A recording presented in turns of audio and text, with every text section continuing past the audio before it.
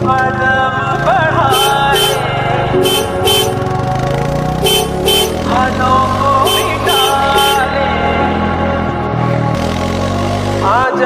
खाली पन बिका घर तेरा तेरे बिन खाली आजा खाली पन में।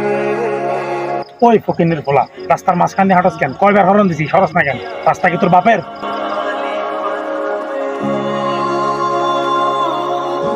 সরি ভাই, আমি একটু টেনশনে ছিলাম, কখন যে রাস্তার মাঝখানে চলে আসছি আসলে আমি নিজেই বলতে পারি না, মাফ করে দিবেন আমাকে। যত সব ফালতু অজুহাত, তোরা তো গরিব, কিছু হলেই জ্ঞান দিতে আসিস। তুই যে রাস্তার মাঝখানে হাঁটতেছিস, তোর গায়ের সাথে বেজে আমার গাড়ি যদি একটা ক্রেস করতো, তুই কি দাম দিতে পারতি? তোর 14 গোষ্ঠীকে বিক্রি করলো, আমার একটা গাড়ির চাকার পয়সা কি হবে? ফালতু লোক, ফকিনের ফোলা।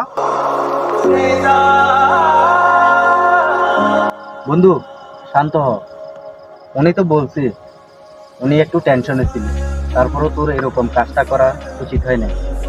আর উনি মনে হয় এখানে নতুন, এভাবে কথা বলাটা উচিত হয় না। তুই থাম মনে, এদেরকে বেশি সুযোগ দিস না, এদেরকে বেশি সুযোগ দিবি এরা গায়ে চড়ে উঠবে।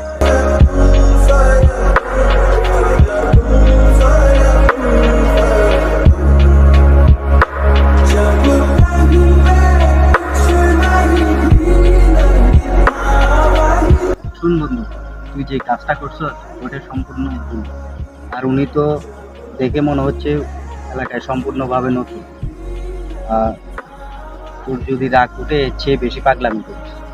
আচ্ছা সব কিছু বাদ দে, চল দুজনে গিয়ে ভুলটা স্বীকার করে আসি। চল বন্ধু, আমারও কেন জানি মনে হচ্ছে আমার কাজটা উচিত হয়নি, আমি ভুল করেছি। চল দুজনে গিয়ে ওর কাছে ভুলটা স্বীকার করে আসি।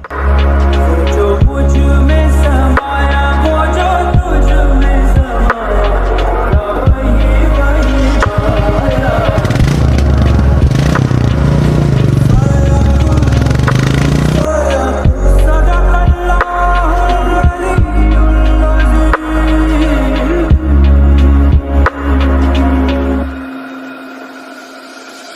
रंग रेजा रंग मेरा मेरा मन। মন খারাপ ভাই? না ভাই, না ভাই, কিছু মনে করিয়েন না, আপনার কাছে আমি আসলে লজ্জিত। আমি আপনার সাথে এই অন্যায়টা করা উচিত হয় না, আমি একটু টেনশনে ছিলাম। আর তাছাড়া আমার বন্ধু আমার চোখ খুলে দিয়েছে, আপনি কিছু মনে করিয়েন না ভাই, আপনি আমাকে ক্ষমা সুন্দর দৃষ্টিতে দেখলেন। আরে না ভাই, আমি কোনো কিছুই মনে করি নাই। আর আপনাদেরকে তো আমি সম্মানই করি, আপনি টেনশন করিয়েন না, আপনি আমাদের বড় ভাই।